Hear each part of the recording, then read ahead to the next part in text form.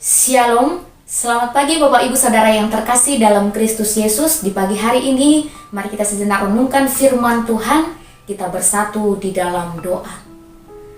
Terima kasih Bapa di surga atas anugerah Tuhan yang Engkau limpahkan bagi kami hingga di saat pagi hari ini.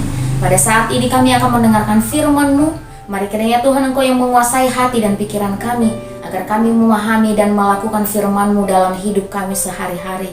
Dalam Kristus Yesus kami berdoa dan mengucap syukur. Amin. Firman Tuhan yang menyapa kita pada pagi hari ini tertulis di dalam 1 Petrus pasal yang kedua ayat 21. Begini bunyi firman Tuhan. Sebab untuk itulah kamu dipanggil, karena Kristus pun telah menderita untuk kamu dan telah meninggalkan teladan bagimu, supaya kamu mengikuti jejaknya. Demikian bunyi firman Tuhan. Bapak Ibu Saudara yang terkasih di dalam Kristus Yesus, mungkin sudah sangat familiar di dalam pendengaran kita peribahasa yang mengatakan guru kencing berdiri, murid kencing berlari. Akan tetapi peribahasa ini memberikan makna yang begitu dalam bagi kehidupan kita, di mana peribahasa ini memberikan pesan kepada kita bahwasanya apabila seorang guru melakukan kesalahan, maka muridnya akan melakukan kesalahan yang sama atau bahkan melakukannya lebih dari yang dilakukan oleh gurunya.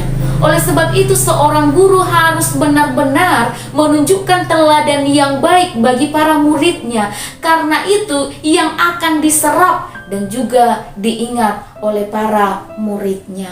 Demikian juga halnya dengan nats firman Tuhan bagi kita pada pagi hari ini, di mana surat ini ditujukan kepada orang-orang Kristen yang mengalami penganiayaan, yang mengalami penderitaan. Penguasa-penguasa berlaku semena-mena terhadap mereka. Penguasa-penguasa memperlakukan mereka secara kejam.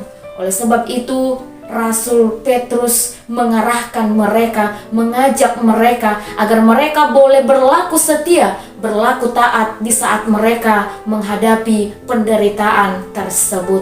Rasul Petrus telah menyadari penderitaan itu dari kehidupan Yesus Kristus yang telah mempertaruhkan kehidupannya demi menyelamatkan kita orang-orang yang berdosa.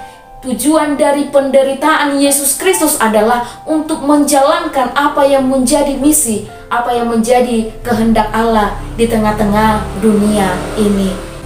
Bapak Ibu Saudara yang terkasih di dalam Kristus Yesus, mungkin kita pernah mengalami penderitaan di tengah-tengah kehidupan kita, atau bahkan mungkin pada saat ini kita sedang berada di dalam penderitaan. Terlepas dari penyebab penderitaan itu, apakah itu karena kesalahan kita sendiri ataukah karena kita melakukan kebenaran di dalam kehidupan kita. Akan tetapi yang pasti bahwasannya adalah penderitaan yang kita alami tidaklah ada apanya, tidaklah sebanding dengan penderitaan yang dialami oleh Yesus Kristus. Dia yang tidak pernah mengenal dosa, dia yang tidak pernah melakukan dosa, tetapi dijadikan sebagai dosa, dijadikan sebagai penanggung atas setiap kebersalahan dan juga dosa-dosa kita. Oleh sebab itu, Bapak Ibu Saudara yang terkasih, tidak perlu menyalahkan diri sendiri atas penderitaan yang kita alami.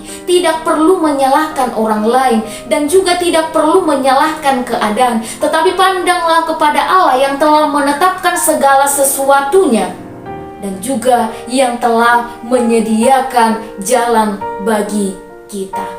Kristus sudah memberikan teladan yang baik di tengah-tengah kehidupan kita. Maka sebagai para pengikutnya, sebagai muridnya, kita juga harus meneladani Kristus di tengah-tengah kehidupan kita.